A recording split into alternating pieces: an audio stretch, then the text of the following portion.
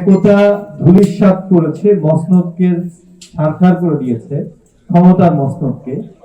এবং শুধু সারখারই করে নাই, ফ্যাসিবাদী শাসক গোষ্ঠীকে বাংলাদেশ ছেড়ে পালিয়ে দিল্লিতে আশ্রয় নিতে বাধ্য করেছে। এবং এই আকাঙ্ক্ষার মূলে ছিল বাংলাদেশের রাষ্ট্র ব্যবস্থায় ক্ষমতা কুক্ষিগত হওয়ার মাধ্যমে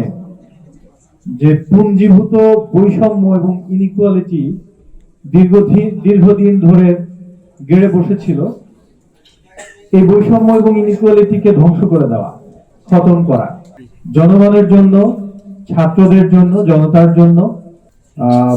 সমতা, ন্যায্যতা, সুষম সুযোগ তৈরি করা। 3 তারিখে, আগস্টের 3 তারিখে, যেটিকে আমরা 34 জুলাই বলি, শহীদ মিনারে যখন ছাত্র জনতার বিশাল সমাবেশের মধ্যে ঘোষিত হলো যে ফ্যাসিবাদী ব্যবস্থার বিলোপ সাধন করতে হবে এবং নতুন রাজনৈতিক ব্যবস্থা বন্দোবস্ত তৈরি করতে হবে, তখন আমরা সবাই একটা নতুন বাংলাদেশের পক্ষে স্বপ্ন দেখেছিলাম। কিন্তু অত্যন্ত দুর্ভাগ্যজনক ভাবে যখন নতুন বাংলাদেশ তৈরির গঠন পর্ব শুরু হলো, আমরা খুব আশ্চর্যের সাথে দেখলাম আমাদেরই অনেক সহযোদ্ধা,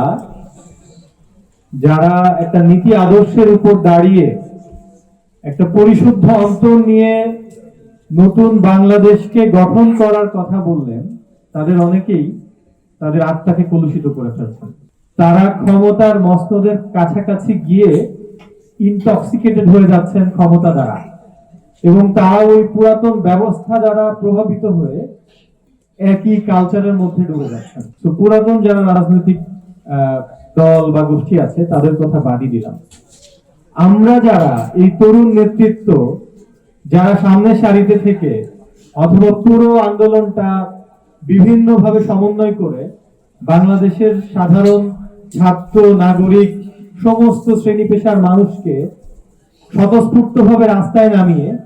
এরকম একটি অভূতপূর্ব গণ অভ্যুত্থানের সাক্ষী হলাম, আমরাই আমাদের নীতি আদর্শ, আমরাই আমাদের ইন্টিগ্রিটি ধরে রাখতে অনেকাংশে সক্ষম হই।